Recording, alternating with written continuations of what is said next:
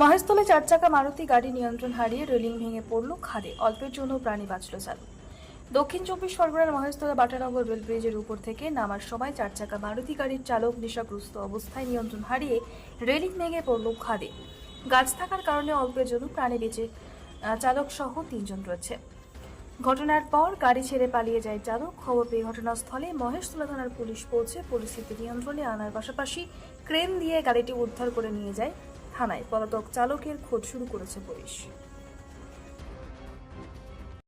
দিন করে 3 জন লোক একটার ওপরে স্পিডে গাড়ি নিয়ে আমি ওই ফুটপাতের ওপরে উঠে গেছিলাম বলে আমি বেঁচে গেছি, নাহলে আমাকে স্পট ডেট করে দিয়ে ছেড়ে দিয়ে চলে গেছে। এখন কোথায় তার গাড়ি? তার গাড়ি ওই নিচে পড়ে আছে, তারা পালিয়ে গেছে। ধরে রেখেছিলাম, পুলিশ ডাকতে গেছি, তারা সব পালিয়ে গেছে। কজন ছিল? 3 জন ছিল। এই জায়গাটার নাম জানেন? বাটানগর কি ব্রিজ? বাটা ব্রিজ।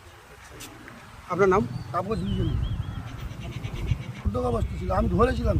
আচ্ছা, আমি ওই বাইক, আমার বাইকটা ওর ওপরে না উঠে যেত, আমি মরে যেত।